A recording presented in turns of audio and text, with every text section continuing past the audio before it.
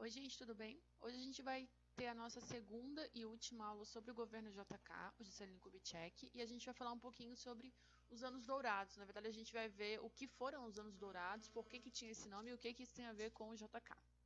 Bom, na última aula sobre esse governo, a gente falou mais da parte política, né? A gente analisou a questão de uma política desenvolvimentista, né, política econômica, e a gente falou também do plano de metas, né, que era aquela ideia que ele tinha que usava o slogan 50 anos em 5, de desenvolver o Brasil durante esse período com 30 metas que faziam parte desse plano de metas, e a gente viu rapidamente que existia a meta síntese, que era a meta 31, que era a construção de Brasília. Hoje a gente vai falar sobre o termo, né, anos dourados, que passou a ser utilizado para se referir à década de 50, especialmente no período que o JK governou, que foi de 56 até 61. Bom, dentro desse período, né, a gente tem alguns acontecimentos que vão contribuir para que esse termo fosse construído. Basicamente assim, gente, é pensar que naquele momento estava rolando uma sensação de que as coisas estavam indo para frente, se desenvolvendo, que o Brasil estava evoluindo. Então, algumas coisas contribuíram para essa noção, essa ideia de modernidade que estava chegando e que criou essa sensação nas pessoas de que tudo estava indo de vento em popa. Entre essas coisas, né, a gente tem a construção de Brasília, que foi uma nova capital totalmente modernista, né? Aqui a gente tem uma imagem do Planalto para a gente ver o o design, né, da capital, enfim, totalmente modernizada para os padrões da época. O surgimento da bossa nova, que é um estilo musical que vai surgir nessa época e vai ser muito famoso. Tem também a criação da TV, que a gente nem vai falar muito aqui, mas só para vocês saberem que a TV chegou ao Brasil na década de 50 e, lógico, né, num primeiro momento não era ainda popular ter TV, as pessoas ouviam rádio, na verdade, mas aos poucos ela foi se desenvolvendo, começou a ficar mais acessível e as pessoas começaram a acompanhar. Inicialmente, então, na década de 50, quando ela surge, é algo bem restrito, tá? E também tem a questão do sucesso no futebol brasileiro, no âmbito mundial, com o Brasil vencendo Copas do Mundo, que a gente vai ver também na aula de hoje. Bom, vamos começar então pela construção de Brasília. A construção de Brasília ela foi considerada então a meta síntese do plano de metas, né, que era a meta 31, e a ideia era transferir a capital para o interior do Brasil. Essa ideia de transferir a capital para o interior, gente, ela já vinha sendo discutida há muitas décadas, na verdade, desde que o Brasil se tornou república em 1889, essa pauta de tirar a capital do Rio de Janeiro, eventualmente, ela voltava a ser discutida. Só que era um processo muito oneroso, ou seja, muito caro, e que poderia não ser bem vista pela população. Podia não dar muita popularidade para o presidente. Enfim, por N motivos, isso acabou sendo postergado. O porquê tirar a capital do Rio de Janeiro, né? A gente pode falar de dois principais pontos, né? Então, por exemplo, a gente tem a questão da proteção territorial, porque quando a capital está no litoral, a gente sabe que num país, quando ele é invadido e a capital cai sob domínio do invasor, automaticamente se considera que o país foi invadido, né? Caiu sob domínio. Vou usar um exemplo aqui que a gente viu na Segunda Guerra Mundial. Quando a gente falou sobre a invasão da França, a gente fala assim, o Hitler invadiu a França, ponto. Só que quando a gente olhava no mapa, ele invadiu parte da França. O sul da França continuou onde era a resistência. Só que a parte que ele invadiu era onde ficava Paris. Então, no momento que ele chega a Paris, automaticamente se considera que a França foi invadida. A mesma coisa eles tentaram fazer na União Soviética. Lembra que eles tentaram invadir Moscou, só que não conseguiram invadir Moscou, então não conseguiram dominar a União Soviética. Então, ter uma capital de fácil acesso num caso de uma invasão pode ser um problema. Então, levar ela para o interior tinha um dos interesses era esse, né? A outra é a própria necessidade de ocupar o interior. A gente sabe que o Brasil, historicamente, ele foi ocupado pelo litoral, né? Pelos povos que exploraram o Brasil, na verdade. Né? Os povos indígenas habitavam o interior do Brasil, mas os povos que vieram para explorar, né, que a gente chama de colonizadores, enfim, essa galera ficou mais concentrada no litoral. Então, as primeiras vilas, cidades do Brasil, elas vão ser constituídas no litoral. Então, a ocupação do interior sempre foi uma problemática para os governos, né? E levar, então, essa capital para um ponto que era o coração do Brasil, quando a gente olha o mapa do Brasil, Brasília fica exatamente no coração, no meio do Brasil. Então, foi uma forma também de interligar várias regiões. Então, a galera que estava lá na Amazônia até o Rio de Janeiro era muito mais distante. Então agora eles tinham até Brasília, que era o meio do caminho. E ela acabou se tornando meio de caminho para todo mundo, né? Para todos todos os ia, tá difícil hoje, né? Desculpa aí. Todos os governos, os estados brasileiros, né? Enfim. Outra coisa também que daí isso algumas pessoas falam, né? Que é a questão de tirar um pouco a capital do foco da população. Né? Então, por exemplo, quando ela era no Rio de Janeiro, a gente já viu no início desse ano muitas revoltas que aconteceram no Rio de Janeiro.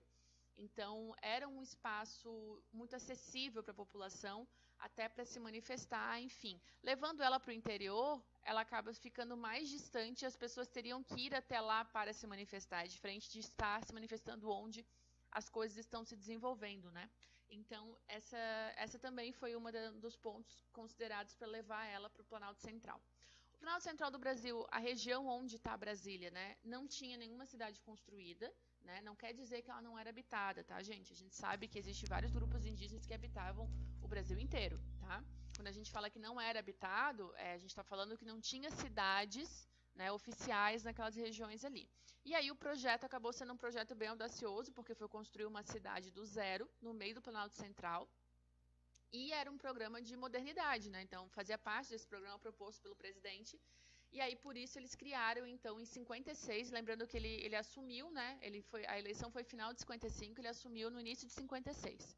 Logo que ele assumiu, então, naquele mesmo ano, ele já foi criado a Companhia Urbanizadora da Nova Capital, que era chamada de Nova Cap, que era a instituição que ia cuidar da organização dessa construção. O primeiro passo foi fazer um concurso público para escolher quem iria projetar essa capital, né, dentro desse projeto de modernidade. Os vencedores foram Oscar Niemeyer, o arquiteto, né, ele foi o arquiteto do projeto, e o Lúcio Costa, que fez a urbanização. Então, os dois são os responsáveis por assinar o projeto da nova capital. A construção, ela se seguiu, as construções se seguiram nos 3 anos seguintes, tá? E a capital foi construída por imigrantes. Na verdade, gente, muita gente do Nordeste do Brasil, considerando que era uma região que, além da seca, tinha bastante problema fundiário, que a gente vai ver mais para frente também, então a construção de Brasília acabou atraindo muita gente para lá por ser uma opção de trabalho, né? E aí, então, a gente tem essa galera indo para lá. Eles passam a ser chamados de candangos, essa galera que construiu Brasília, e depois eles acabam ficando por ali mesmo, não em Brasília mesmo, mas ao redor da capital vai se consolidando vários bairros que a gente chama hoje de cidades satélites. E nessas cidades satélites, então, a gente tem uma concentração bem grande desses, hoje, né, descendentes da galera que construiu Brasília. Se vocês falarem com pessoas que são nativas, né, que nasceram em Brasília, vocês vão ver que é muito comum o sotaque ser bem próximo do sotaque nordestino, porque justamente é dessa população que está ali, né, foi construída em 60, então a gente está na segunda, terceira geração dessa galera que foi para lá, certo? Bom, aqui vocês têm 2 imagens da construção de Brasília, né? Ela teve um gasto muito alto de dinheiro público, um aumento considerável na dívida externa, né? Isso vai gerar um problema econômico que vai respingar no próximo governo. Na verdade, no final do governo do JK, a gente já tem uma inflação lá nas alturas, mas a promessa de fazer a capital ele cumpriu, né? Então, no dia 21 de abril de 1960, a capital foi inaugurada. O 21 de abril tem a ver com Tiradentes, tá? Na verdade, é pelo dia de Tiradentes. E o Juscelino Kubitschek, na verdade, ele era mineiro também. E ele nasceu na cidade, se não me engano, ele nasceu na cidade do Tiradentes ou não. Eu sei que ele era mineiro e foi por isso a escolha do 21 de abril, lembrando que Tiradentes era mineiro também, né? E aí, então, a capital foi inaugurada em 1960. Ela não estava totalmente pronta, tá, gente? Eles só pegaram algumas partes ali para poder inaugurar aquela coisa toda, né? Bom, no final dessa aula tem um vídeo que eu queria muito que vocês assistissem, que foi um vídeo feito na década de 60, em 1960, que mostra a construção de Brasília em imagens, tá? Então é bem interessante para vocês verem. Bom, o segundo ponto que a gente vai falar hoje é a Bossa Nova. A Bossa Nova, gente, ela vai ser um estilo musical que vai surgir também nessa época. Inclusive, o Juscelino Kubitschek, ele vai ser conhecido como o presidente Bossa Nova. E ela vai ficar muito famosa fora do Brasil, inclusive, tá? Então, nos anos 50, a rádio era o meio de comunicação mais popular. Como eu falei, a TV chegou nessa época, mas não era acessível para todo mundo. Então, a galera ouvia muito rádio. e, consequentemente, a música fazia parte da vida das pessoas, né? O rock and roll, o jazz, além, lógico, né, as músicas mais caipiras, né, sertanejo, raiz, tal, que a galera já ouvia bastante na época também. Mas nesse meio, né, de popularização das músicas, tal, vai surgir um estilo que a gente chama de um ritmo genuinamente brasileiro, que é a bossa nova. Então a bossa nova ela vai ser uma mistura do samba e do jazz e vai dar origem a esse novo estilo musical. A gente tem vários cantores da bossa nova muito conhecidos, né? Por exemplo, Tom Jobim, Vinícius de Moraes, João Gilberto, eles são os mais conhecidos, mas tem muita gente, tem muita música que vocês provavelmente já ouviram, mesmo que não curtam bossa nova, vocês já ouviram, como Garota de Ipanema e várias outras, inclusive na novela a novela que está passando agora à tarde na Globo, Laços de Família. Se vocês repararem, a abertura da novela é com bossa nova e a música, esse autor dessa novela, ele tem uma pegada bastante de fazer referência à bossa nova. Então, várias músicas da novela têm a ver com bossa nova, inclusive a da abertura. Mas, enfim, a música que vai ser considerada a que vai lançar esse estilo musical é Chega de Saudade, do João Gilberto. Aqui vocês têm um link para ouvir, caso queiram. Por favor, ouçam, para vocês terem uma ideia do que é a bossa nova. E tem também Garota de Ipanema, que vai ser feita pelo Tom Jobim e Vinícius de Moraes, com certeza é das mais famosas daquela época. Aqui a gente tem um clássico, que é o grande encontro entre Tom Jobim, que é esse aqui do violão, e o Frank Sinatra, que é um dos maiores cantores da história, né? Os dois cantando junto em Nova York. Isso aqui é bem interessante, tá, gente? A bossa nova. Hoje é muito comum que cantores brasileiros façam show fora do Brasil. A Anitta tá fazendo, Ludmilla, enfim, né? Vários cantores, Ivete Sangalo. Só que assim, gente, eles na bossa nova também fizeram shows fora do Brasil, só que numa realidade totalmente diferente. Então, por exemplo, esse ano, faz uns 2, 3 anos ou mais, sei lá, a Ivete Sangalo gravou um DVD, deve fazer bastante tempo que foi um DVD, né? No Madison Square Garden, em Nova York. Só que, gente, olha a população brasileira que vive em Nova York, né? Muita gente. Então é lógico que grande parte do público que foi assistir era brasileiro. Diferente da época do Tom Jobim, que a gente não tinha tantos brasileiros morando nos Estados Unidos, então ele cantava para americanos mesmo, né? Para vocês terem uma ideia, em 64 a música Garota de Ipanema ganhou o Grammy, que é o grande prêmio de músicas, né? Como melhor música do ano, batendo inclusive Beatles, Rolling Stones e Elvis Presley, que também faziam sucesso naquela época. Garota de Ipanema foi gravada em versão na língua inglesa, o Frank Sinatra canta, inclusive tem vários vídeos dele cantando em inglês essa música, e é disparado uma das mais famosas, né? Bom, e para finalizar, o esporte. Gente, o esporte, o Brasil começou a aparecer no futebol nessa época. Em 1950, a Copa do Mundo foi no Brasil, e o Brasil, infelizmente, perdeu a final para o Uruguai, tá? Então, gente, o 7-1 da Alemanha não foi nosso primeiro vexame mundial, a gente já perdeu a final dentro de casa para o Uruguai, num episódio que ficou conhecido como Maracanaço, tá? Não foi de 7, se não me engano, foi 2.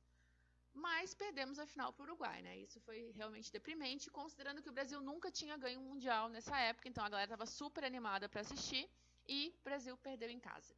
Mas, 8 anos depois, na Copa do Mundo da Suécia, o Brasil foi campeão pela primeira vez com o Pelé como melhor jogador. Gente, o Pelé tinha 17 anos. Essa fotografia aqui é de quando, aqui está o presidente, JK, ele foi recepcionar os jogadores que estavam chegando da Suécia com a taça, né, a Jules Rimet. E aqui a gente tem, então, o Pelé sendo recepcionado pelo JK.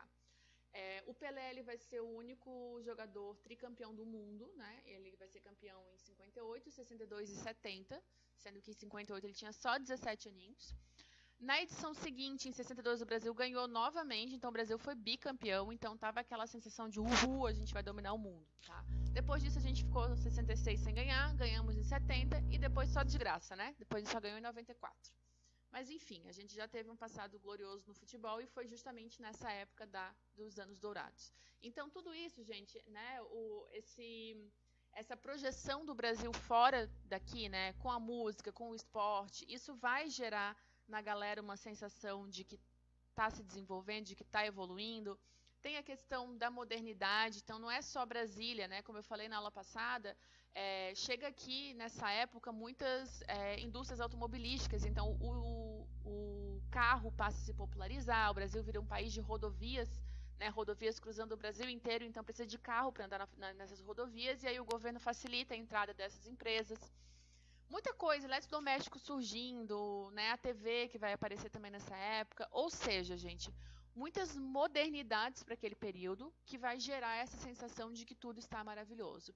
Para quem se interessar pelo assunto, ou até para quem não se interessa exatamente pelo assunto, mas é uma dica que é legal, existe uma série no Netflix chamada Coisa Linda, Coisa Mais Linda, que fala sobre isso, né? É uma série muito boa mesmo, tá, gente? Principalmente as meninas vão curtir. Não sendo sexista, mas é que o roteiro, né? Enfim, a história ali, ela realmente me prendeu, ela é muito boa mesmo. E ela conta sobre a história de uma moça na década de 50 que sai de São Paulo e vai para o Rio de Janeiro atrás do marido dela, que tinha meio que sumido de casa. E lá ela começa a conhecer pessoas ligadas à bossa nova e ela resolve montar um clube de bossa nova. Só que ela tá no Rio de Janeiro, tá no Brasil, em 1950, ou seja, ela é uma mulher na década de 50. Ou seja, extremamente machista, né? Uma sociedade extremamente machista. Então isso tudo é discutido, né? Então é uma série bem feminista, que eu acho bem interessante, e que o plano de fundo é o Brasil dos anos 50 e a bossa nova. Então tem duas temporadas no Netflix, é uma série brasileira, obviamente, e vale muito a pena assistir quem tiver interesse. Outra coisa que eu deixei aqui para vocês é o tal videozinho que eu falei, né?